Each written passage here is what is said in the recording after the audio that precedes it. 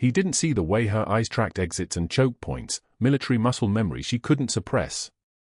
He didn't see the faded Special Forces unit patch sewn inside her jacket lining, or the name embroidered there in fading blue thread, James Morrison. Katie Morrison moved through Cherry Creek Mall on a Saturday afternoon with the practiced invisibility of someone who'd spent 18 years learning how to disappear in plain sight.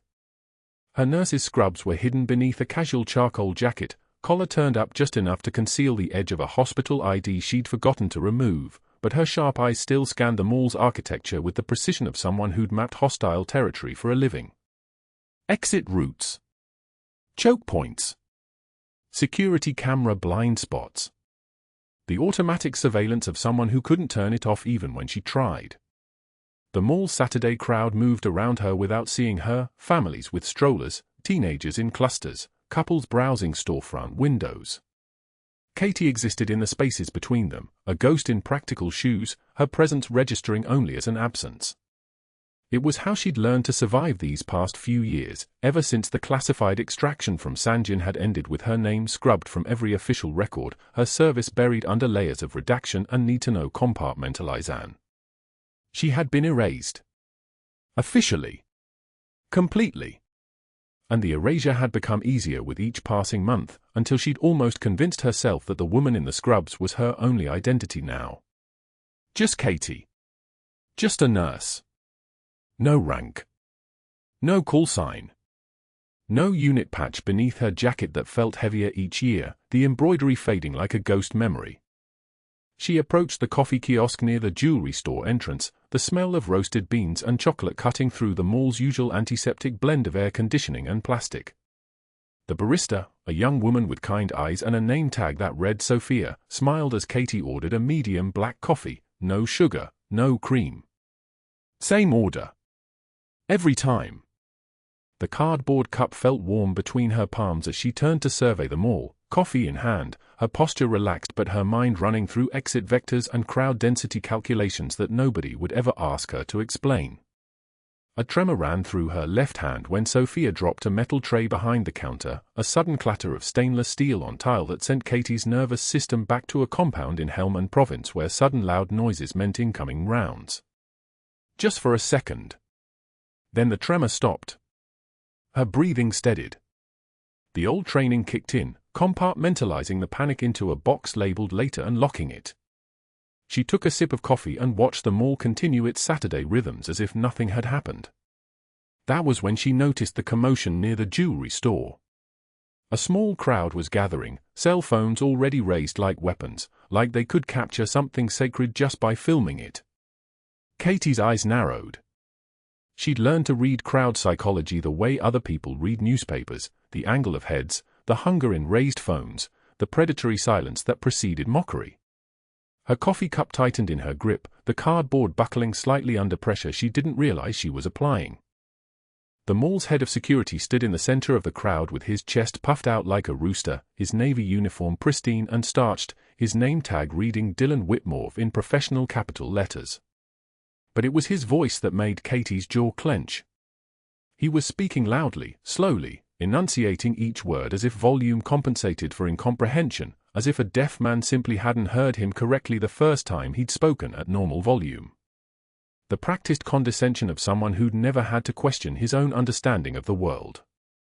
"I don't care if you can't hear me, buddy," Whitmore was saying, his voice carrying across the polished tile floor with the weight of institutional authority. "You've been loitering for 20 minutes now and you're making customers nervous. That's not how we do things at Cherry Creek. That's not how polite people behave." The man Whitmore was addressing was in his 50s, with graying hair and a worn Marine's cap pulled low over his eyes, the kind of cap that meant something, the kind that identified him as someone who'd served. His name, Katie would later learn, was Marcus Chen. He was dressed simply, respectfully, in a button-down shirt and khakis, and his hands were moving, signing desperately, forming words in American Sign Language that Dylan Whitmore couldn't understand and, more importantly, didn't care to understand. Marcus's expression was a careful blend of patience and exhaustion, the expression of someone who'd had this conversation before, who'd learned long ago that clarity didn't matter if the other person had decided not to listen. Katie recognized that look. She'd worn it herself, countless times, in hospital corridors when doctors ignored her suggestions about patient treatment. In briefings when intelligence officers dismissed her field observations. In rooms where her expertise meant nothing because her rank was hidden and her credentials were classified and her very existence had been officially denied by the Department of Defense. The helpless frustration of a warrior reduced to spectacle. Reduced to invisible. She started walking toward them, her movement smooth and unhurried, coffee cup held at an angle that allowed her to observe the crowd's reactions without appearing to watch. Whitmore had positioned himself with his back to the jewelry store window, creating a natural stage where the gathering crowd could see everything. It was a small power play, nothing more, but it told Katie everything she needed to know about the man. He needed an audience. He needed witnesses to his authority. He needed the validation of other people's attention to feel real in his own skin. Marcus's hands continued signing, the movements becoming more urgent as Whitmore stepped closer, his posture becoming more intimidating. Katie could read some of it, see, wait, please, daughter, and the weight of those words hit her like a physical force. A daughter.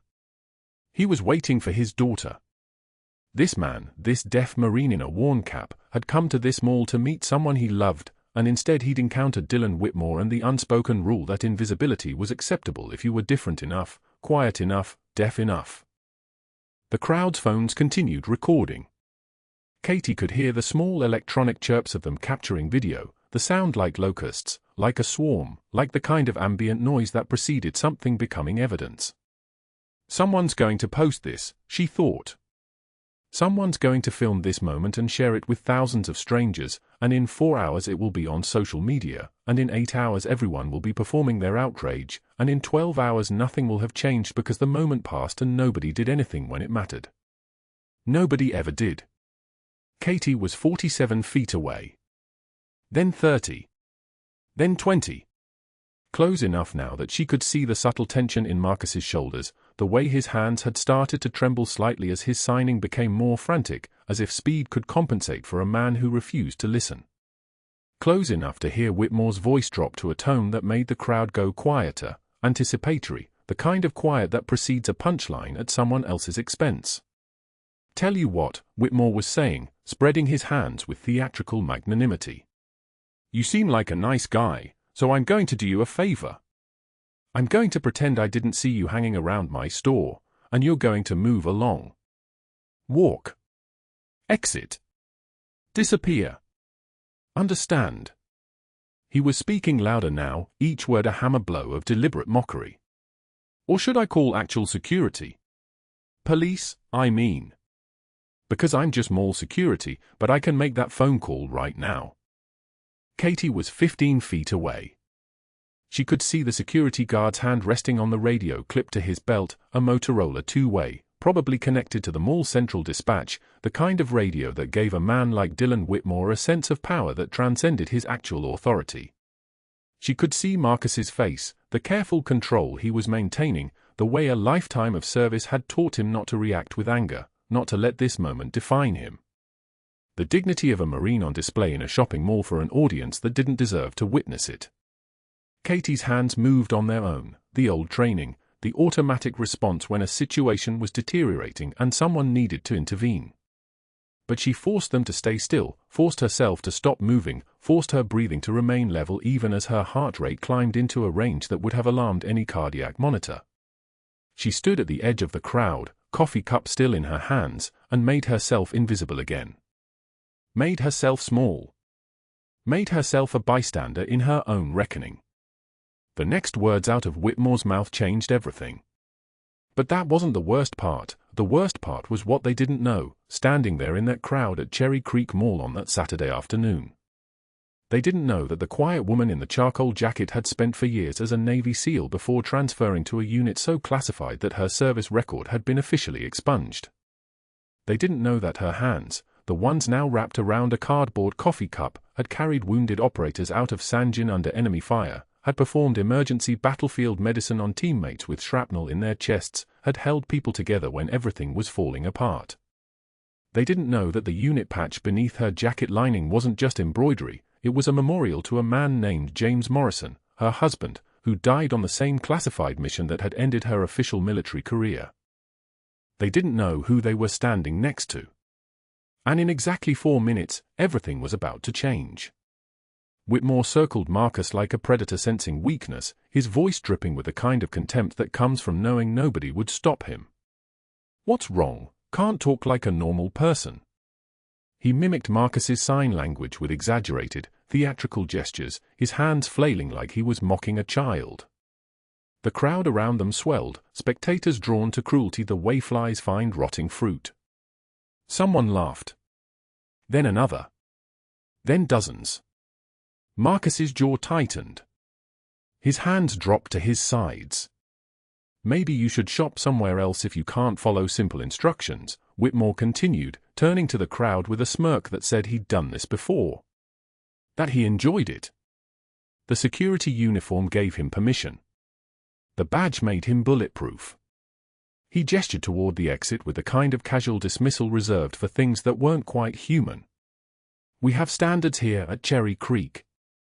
Can't have people just lingering around, looking suspicious." He let that word hang in the recycled mall air. Suspicious. As if deafness was a crime. The laughter was louder now. Phones rose like flowers turning toward the sun, capturing every second. Whitmore played to the cameras, his posture opening, his voice projecting. This was his stage. Katie moved forward before the thought fully formed. Not fast. Not angry. Just inevitable, the way a chess piece slides across the board toward its destination. Her voice, when it came, was quiet enough that the crowd had to strain to hear it. "He's deaf. He's trying to tell you he's waiting for his daughter." The words were simple. Factual. No judgment, no heat. Just translation. Just information. Whitmore's head snapped toward her. His eyes ran up and down her frame, the scrubs visible under her jacket, the short hair, the way she stood with weight balanced on the balls of her feet instead of her heels like a normal person. He was calculating. She watched him run the numbers. A woman. Petite. Working clothes. Easy target. Oh great, another bleeding heart. His voice pitched higher, mocking. "What are you, his babysitter?" The crowd erupted again. The phone swung toward her now, a new focus for their hunger. Katie took one measured breath. Her jaw tightened slightly, the only visible reaction, but her voice remained steady, the kind of calm that comes from having already survived worse things than this mall and its mediocre tyrant. He's a combat veteran from Sanjin. He has every right to be here. Whitmore's face flushed. Not the slow burn of embarrassment, but the sudden crimson of a man whose authority was being questioned in front of witnesses. He stepped closer, invading her space, using his body as a weapon the way small men do. His cologne was sharp, chemical, like he'd sprayed it on this morning trying to smell like someone important. "Listen, sweetheart, I don't care if he's George Washington himself. He's loitering. You're interfering. Both of you need to move along before I call the real cops." He turned to his junior security guard, a kid who couldn't have been more than 22, his uniform still creased from the academy. "Bet you $20 these two are gone in 5 minutes, crying to corporate." The crowd was fully engaged now, a semicircle of hungry faces and raised phones, recording everything. The marble floor of the mall central court reflected their shadows, predators and prey on polished stone. Whitmore grabbed a clipboard from his assistant's hands with theatrical flourish and pretended to examine it with exaggerated seriousness, his eyebrows raised, nodding to himself like he'd discovered something profound. Then he let it drop. The metal clip clattered against the floor, papers scattering like snow. "Pick that up, sweetheart. You want to help so bad, start there." The humiliation was calculated. Precise. Designed to establish dominance in front of an audience. Katie stood perfectly still, her hands at her sides, her shoulders back. One tear traced down her left cheek, not the shaking sobs of a broken person, but a single line of salt water, deliberate as a statement. She wiped it without breaking eye contact with Whitmore, her hand steady as surgical steel. When she spoke, her voice had transformed. Not louder. Quieter, actually. But different. Like something had shifted in her core, like all the careful restraint that had held her together for the last several minutes had crystallized into something else entirely. Something dangerous. You're humiliating a man who served this country, and you don't even have the courage to learn why he can't hear you mock him. The room went dead silent. The kind of silence that happens when someone says something true and cruel all at once. Whitmore's face went from red to white in the span of a heartbeat. His flushed skin drained like someone had pulled a plug. He opened his mouth. Closed it. Opened it again, but nothing came out except rage that had nowhere to land because she'd already landed first. That's it. Both of you, out. Now.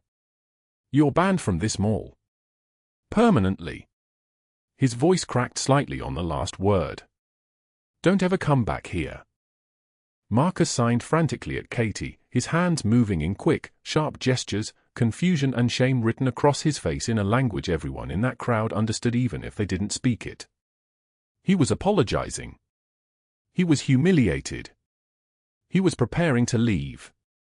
Then the teenager near the jewelry store stumbled backward, clutching his throat like something inside him was trying to escape. His lips were swelling, puffing outward, his face turning from normal skin tone to red to purple in the space of 3 seconds. Help, a woman screamed, her voice cutting through the dying echoes of the crowd's laughter. Help! He can't breathe. The boy, a maybe 17, wearing a navy hoodie that was too big for his frame, collapsed onto the marble floor like someone had cut his strings. His body convulsed violently, his limbs jerking in patterns that nature hadn't designed them for. Foam appeared at his lips, pink and urgent. His hands clawed at his own throat, desperate, an animal trying to escape a trap. The crowd surged backward, panic replacing mockery like a light switch. Phones lowered. People screamed. Someone knocked over a coffee kiosk stand, hot liquid spreading across the tile floor in a dark stain. Whitmore barked into his radio with the voice of someone who suddenly realized he was in over his head. Medical emergency, Center Court, near Tiffany's, get an ambulance now. His authority had returned, but it was thin, hollow, a man reading a script instead of living through the moment. Katie was already moving. Not running. Moving. There was a difference. Her body dropped into position beside the teenager with the kind of practiced efficiency that comes from muscle memory encoded in bone. She checked his airway, found it completely obstructed, his tongue swollen to 3 times normal size. Anaphylactic shock, severe. But that wasn't the worst of it. His chest was rising on only one side, the right side higher than the left, and when she looked at his neck, she saw it immediately, the veins distended and bulging like ropes beneath the skin, a visual marker that told her everything she needed to know. Tension pneumothorax. His lung had collapsed. Air was building up inside his chest cavity, pushing against his heart, suffocating him from the inside out. He needs a hospital now, someone shouted, a voice thick with panic and helplessness. Ambulance is 12 minutes out, Whitmore yelled back, his authority completely gone now, replaced by something closer to fear. His hand shook slightly as he held the radio. Katie's hands were already moving, muscle memory taking over. She pulled a pocket knife from her jacket, the kind of tool that field medics carry because sometimes you need to cut your way out of the world to save someone in it. She sterilized the blade with hand sanitizer from her purse, the sharp smell of alcohol cutting through the mall's usual fragrance of perfume and popcorn. The crowd gasped, a collective intake of breath that was nearly audible. "What are you doing?" Whitmore grabbed her shoulder, his voice cracking. "You can't, that's assault." Katie shrugged him off without looking up, her shoulder rolling back with the kind of gentle force that removes obstacles without acknowledging them. "If I don't, he dies in 3 minutes." She palpated the boy's chest with her fingers, finding the landmark, the second intercostal space, the place where a trained hand knows to go. Then she grabbed a ballpoint pen from a bystander, a woman whose name she'd never know, who'd come to the mall to buy something and instead would watch a nurse save a life using office supplies. Katie snapped the pen in half and hollowed it out with 3 quick, practice movements, her hands moving like they'd done this 1,000 times even though they hadn't. The crowd went absolutely still. 100 phones recording. 100 witnesses to something they didn't understand and wouldn't forget. Marcus Chen stood behind her, his hands pressed together in silent prayer, his eyes wide with recognition. He'd been in Sanjin too. He'd seen what happened when medics improvised. He knew what came next. His lips moved, forming words, a prayer or a mantra, and his chin trembled once before he steadied it. The mall's fluorescent lights hummed their constant electronic song, indifferent to the life-and-death mathematics happening on their floor below. The teenager stumbled backward near the jewelry store kiosk, his hand clutching his throat like he was choking on something invisible. His mouth opened and closed, a fish drowning in air. Katie saw it from 20 feet away, the way his body went rigid, the way his breathing changed from a gasp to a wheeze to nothing at all. His lips began swelling. Not gradually. All at once. His face transformed from normal to puffy to monstrous in the span of 3 seconds, his features bloating as if someone had inflated him from inside. Purple crept across his skin like spilled ink on paper, starting at his cheeks and spreading downward toward his neck. Anaphylaxis. The crowd's murmur turned to screaming. A woman next to him, his mother, probably, grabbed his shoulders and shook him. Baby? Baby, what's wrong? Someone else yelled, "Call 911." A man in a suit moved toward him and then stopped, paralyzed by indecision. The phone cameras came out. Always the phones. Always the recording. Whitmore's voice cut through the chaos like a knife. "Security, we have a medical emergency at the jewelry kiosk, southeast corridor. Send paramedics immediately." He was already moving toward the teenager, his authority activated, his chin raised. For a moment Katie thought he might actually help. Then she saw his eyes, calculating, assessing the liability, the lawsuit, the optics. "Everybody back. Give him space," Whitmore commanded, establishing his jurisdiction over the crisis the way he'd established it over Marcus Chen. The crowd obeyed because they always did. Authority spoke and the world listened. The teenager's neck veins distended like hydraulic cords about to snap. His chest heaved but his lungs weren't filling. His oxygen saturation was plummeting, a free fall Katie could read from his color alone. Purple meant hypoxia. Severe hypoxia. The kind that had maybe 4 minutes left before cardiac arrest. Katie was moving before her brain caught up to her body.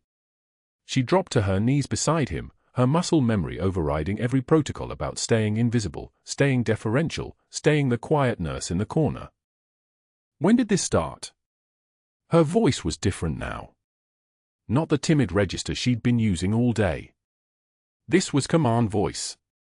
The voice that had directed 19 operators through a village in Sanjin with nothing but whispers and hand signals and absolute certainty.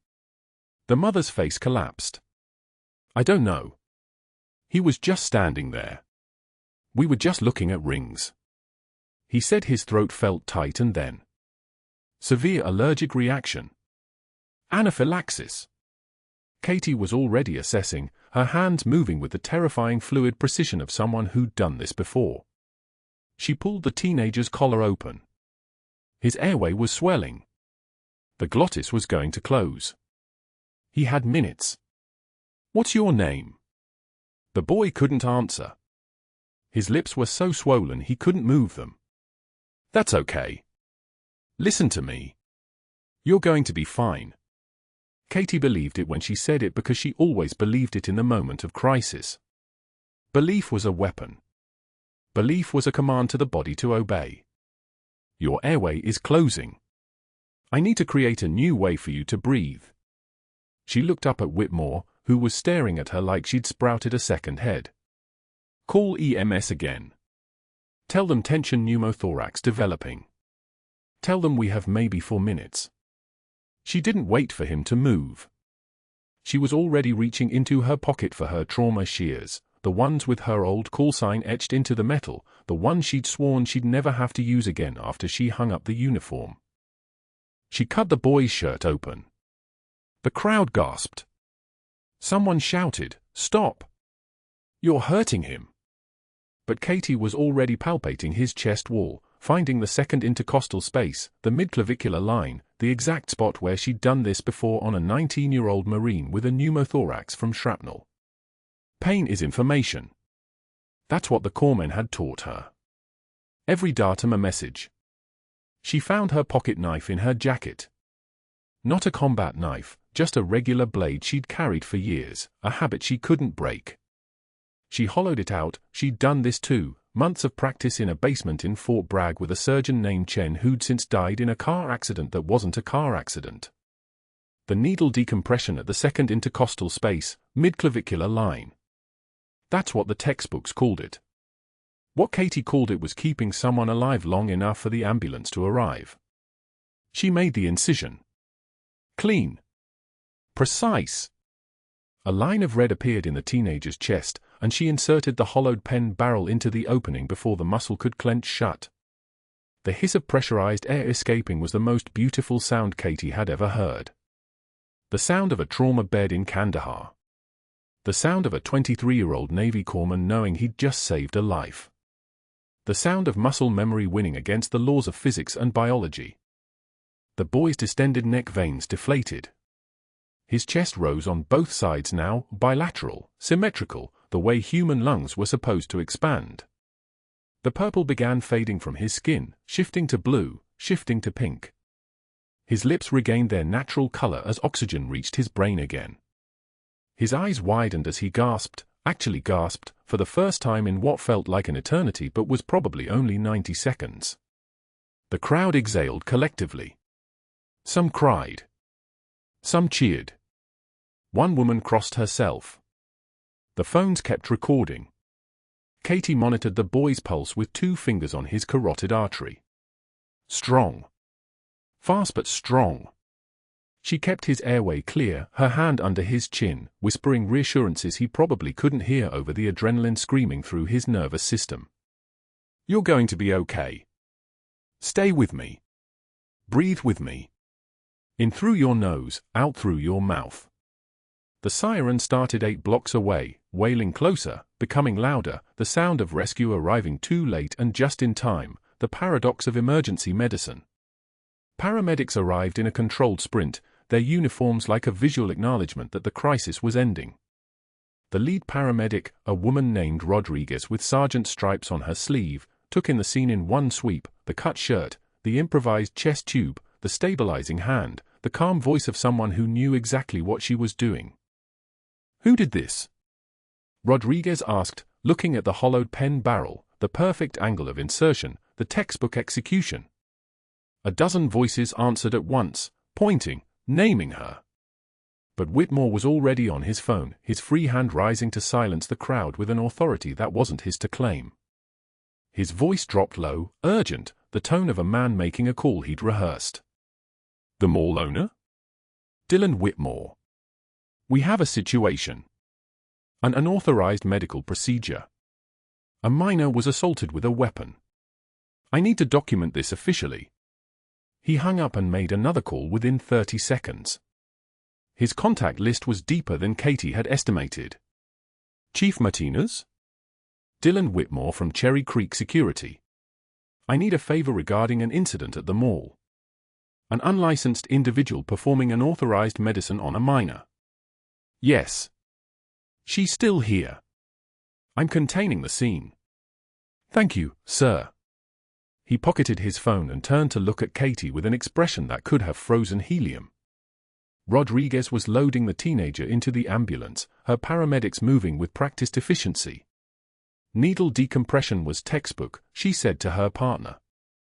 Someone trained. Military trained. She turned back to Katie. "You a medic?" Katie hesitated. One word would either save her or bury her. And that wasn't the worst part of what was coming.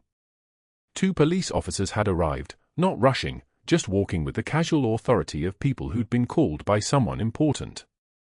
One of them made eye contact with Katie and everything in his face said he'd already decided what he believed before hearing a single word.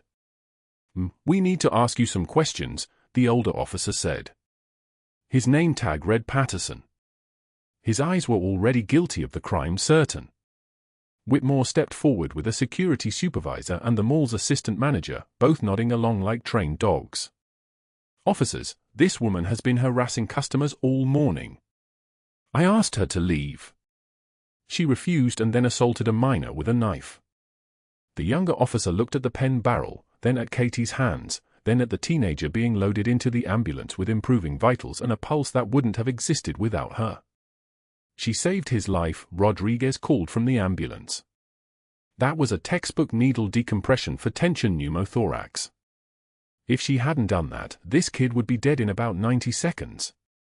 So unless you want to arrest an off-duty medical professional for Good Samaritan intervention, I'd suggest you step back." But Whitmore had momentum now, and momentum was power. "The mall security footage will show everything. She's banned from this property. And I want her arrested for practicing medicine without a license and assault with a deadly weapon." Patterson looked uncertain. The kind of uncertainty that comes when authority clashes with evidence, when righteousness meets reality. He glanced at his partner. The younger officer looked away. Marcus Chen tried to intervene, signing desperately at Whitmore, his hands moving in angry shapes that meant nothing without Katie to translate. Without her voice, he was invisible again. Just a deaf man making strange gestures. The crowd had already moved on to recording the ambulance departure, to sharing footage online, to creating their version of events. One officer approached Katie with an apology written across his face. "We need you to come to the station for questioning. It's standard procedure." Katie nodded. She didn't resist. She didn't speak. She simply stood and offered her wrists, knowing that the moment she did, everything would change. The moment they ran her name through the system, the classified flags would trip. Alarms would sound in databases that weren't supposed to exist.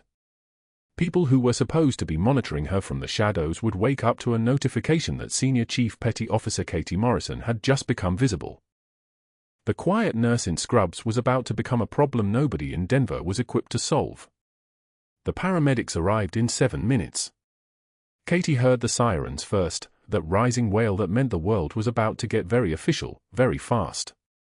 They pushed through the crowd with their jump bags and oxygen tanks, professional and efficient, and the lead paramedic, a woman with gray streaking her dark hair, took one look at the teenager's color and nodded. "What happened here?" she asked, already checking pupils, already moving. Katie stepped back. "Anaphylactic shock. Severe. Tension pneumothorax developed during the reaction. I performed needle decompression at the second intercostal space, midclavicular line, approximately 90 seconds ago." The paramedic's hands paused for just a fraction of a second. She looked up at Katie, really looked at her, taking in the scrubs under the jacket, the confidence in her voice, the way she'd stepped back to give them room. "You're medical. Registered nurse." The words felt thin, hollow. Not a lie. Not the truth either. The paramedic didn't ask anything else. She just nodded and went to work, checking Katie's decompression site, confirming the pneumothorax was resolved, hooking up their own oxygen. The teenager's oxygen saturation was holding at 94% now. Color was good. Breathing was steady. "You did good work," the paramedic said quietly, and Katie felt something break inside her chest because that sentence, that simple acknowledgement, was worth more than any medal pinned to a uniform. But that wasn't the worst part. Dylan Whitmore was already on his phone. Katie watched him from across the atrium, her training making her read body language like most people read words. The set of his shoulders. The way his jaw clenched. The desperate energy radiating off him like heat off asphalt. He wasn't calling for backup. He was calling for ammunition. She heard fragments as he paced. "Yeah, it's me. Listen, we have a situation. No, the kid's fine, some woman just. Yeah, a woman pretending to be a nurse. Of course she's not licensed. I don't care if she knows first aid, she performed surgery with a pen. No, listen, I'm telling you we have liability issues. The mall owner needs to know. Yeah, your cousin's going to want to hear this too. The phones multiplied. In the 30 minutes it took for the paramedics to transport the teenager, Dylan Whitmore made contact with at least 6 people. The mall owner. His cousin who served on city council. Someone he kept referring to as Chief, his voice oily and familiar.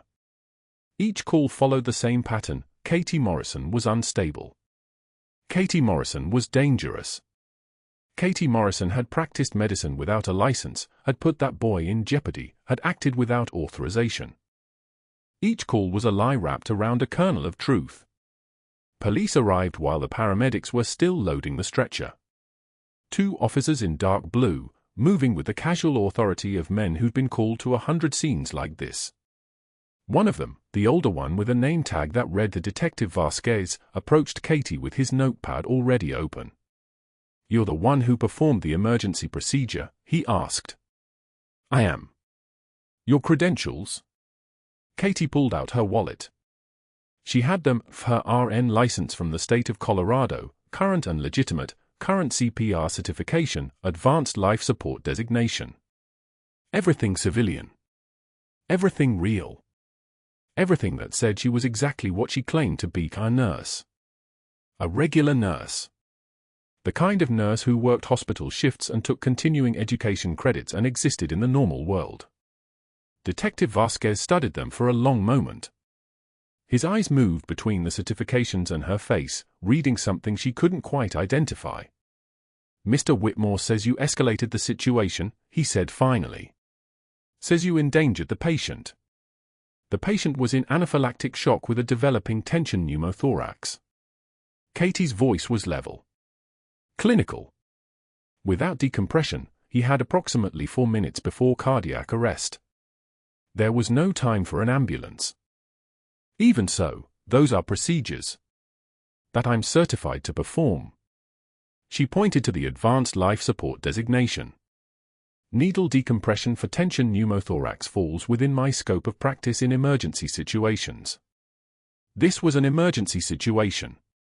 Vasquez nodded slowly, but she could see the calculation happening behind his eyes. This was Denver. This was a nice mall. This was a woman in scrubs with questionable certification trying to explain herself to a man in a uniform. The power dynamic was already against her, and everyone knew it. "We'll need a statement," Vasquez said. "Down at the station." She went with them. Didn't resist. Didn't ask for a lawyer because asking for a lawyer meant admitting she had something to hide, and she had everything to hide. The police station was cold and fluorescent bright, everything smelling like old coffee and the particular exhaustion that comes from too many people trying to solve too many problems. They put her in an interview room, not a cell, but it might as well have been, and Detective Vasquez came back with another officer, a woman this time, and they asked her the same questions 3 different ways. "Did you have permission from the mall?" "No." "Did you check with security first?" There was no time. "Did you consider waiting for paramedics?" The patient was going to die. After 2 hours, they let her go. "Charges may be filed pending investigation," Vasquez said, and there was something in his voice that suggested he didn't want to be the one filing them. "We've contacted the hospital where you're licensed. Everything checks out on the civilian side. But Mr. Whitmore is pushing this pretty hard, and the mall owner is concerned about liability. You understand?" She understood perfectly. Dylan Whitmore had power, and he was using it like a sledgehammer. The parking lot was dark when she walked out. Denver rain hammered the asphalt in sheets, turning the world into something liquid and unstable. Her clothes were soaked through by the time she reached her car. She sat in the driver's seat for a long time, hands on the steering wheel, just breathing. Any investigation would go deeper. Any investigation would require her to explain the gaps in her background, the missing years, the classified operations that officially didn't exist. Any investigation would expose the truth that the Navy had ordered her to bury, that Senior Chief Petty Officer Katie Morrison was supposed to be dead, officially, legally, completely erased from all military records after extracting a compromised intelligence asset from Sanjin in 2019, an operation so classified that even mentioning it could land her in federal prison. They'd ordered her to disappear. She'd done exactly that. And now, by saving a kid's life, she'd made herself visible. She drove to Riverside Cemetery in the rain because there was nowhere else to go. The GPS guided her through residential streets where families were eating dinner and watching television and living normal lives, unaware that somewhere in this city, a ghost was trying to figure out how to stay invisible. James's grave was in the older section, beneath an oak tree that dripped water like tears. Senior Chief James Morrison, U.S. Army Special Forces. Killed in action, Sanjin, Afghanistan. The headstone was granite, cool and wet under her fingers. She knelt in the mud, not caring that it soaked through her jeans, and reached inside her jacket. The patch was there, sewn into the lining by her own hands in a safe house in Kabul 3 months before James died. Faded olive drab, the Special Forces emblem worn nearly smooth from being touched 10,000 times. She pulled it out and held it against her chest, and for the first time since she'd put on civilian clothes, Katie Morrison let herself cry. I saved him, she whispered to the rain, to the stone, to the ghost of a man who'd taught her that true class is what you do when the lights go out. That kid. I saved him. I did exactly what you would have done. The rain answered with silence. But I couldn't save my own name. They're going to destroy me for doing the right thing, James. The system I served is going to eat me alive, and I can't even fight back because fighting back means telling the truth, and the truth is classified. She pressed her forehead against the stone. It was colder than bone. I think I finally failed you. The rotor wash hit the parking lot like a physical force, shaking windows 3 blocks away. 2 UH-60M Blackhawks descended in perfect formation, their landing skids touching asphalt exactly 17 seconds apart. The convoy followed, 6 Hums in tactical configuration, doors marked with the insignia of Naval Special Warfare Command. Boot heels on mall tile. 1, 2, 3, 4. A Navy SEAL commander in dress blue strode through the atrium doors, his movements carrying the terrifying fluid precision of a man who'd spent 20 years making decisions that ended careers or saved lives. His name was Commander James Holloway, and he was looking for someone. Dylan Whitmore stood at his press conference podium in the mall center court, his mouth still forming words about security standards and maintaining professional protocols, when he saw the uniforms. His voice cracked. That's, you can't just. But Holloway had already reached the podium. He didn't ask permission. He didn't request access.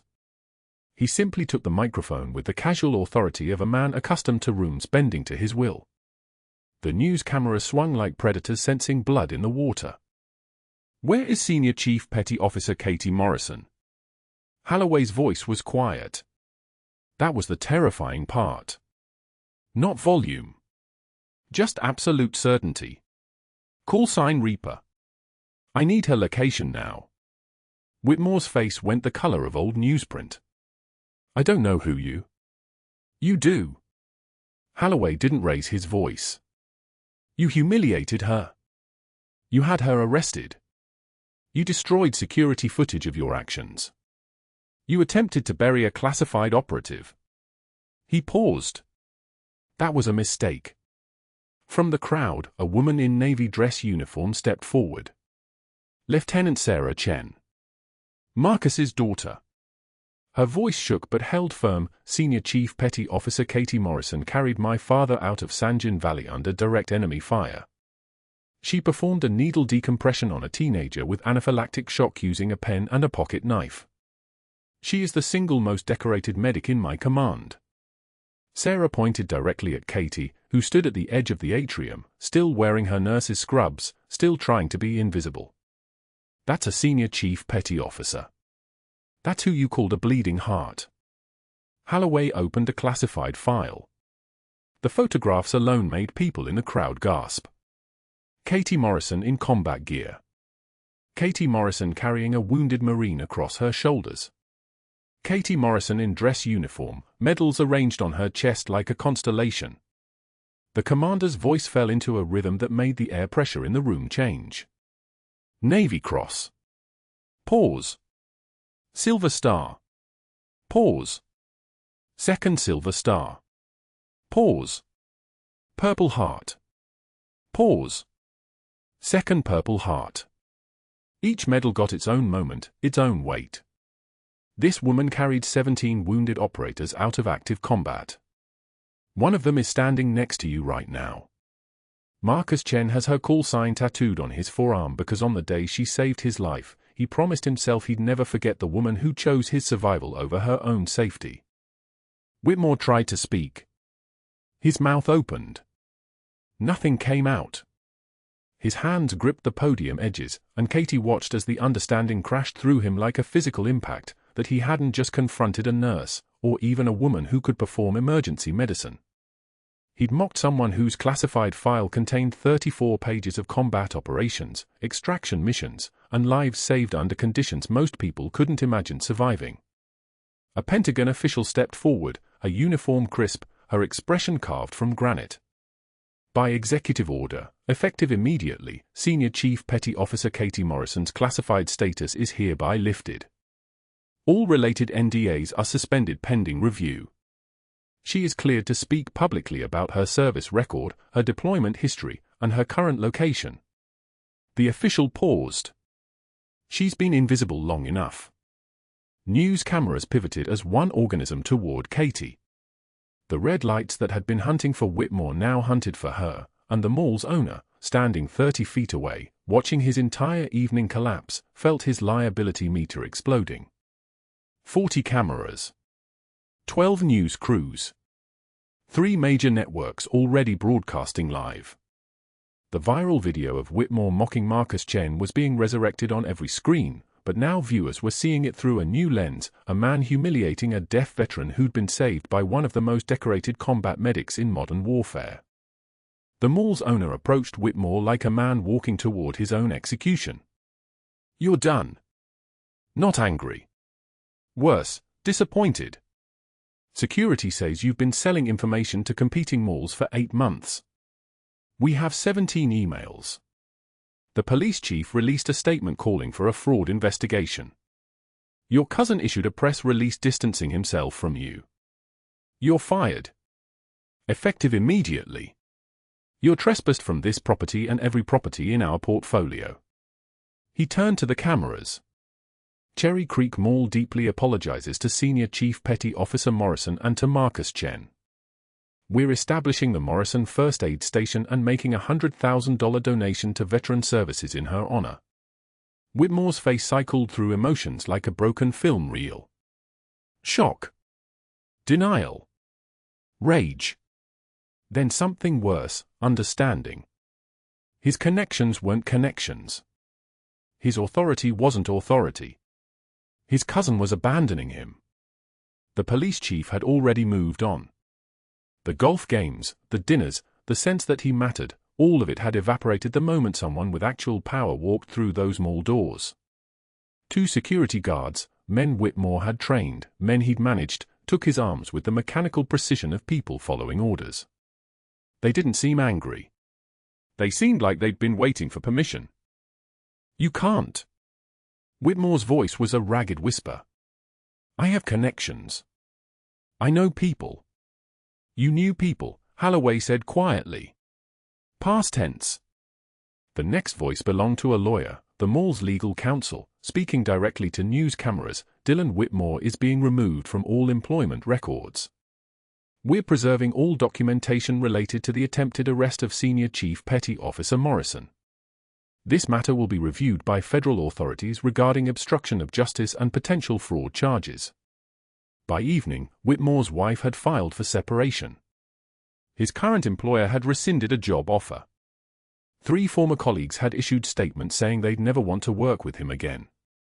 His LinkedIn profile was flooded with comments from veterans and military families, each one a small blade. The cell phone footage of him mocking Marcus Chen had reached 23 million views. News outlets were running segments on his humiliation of a deaf hero.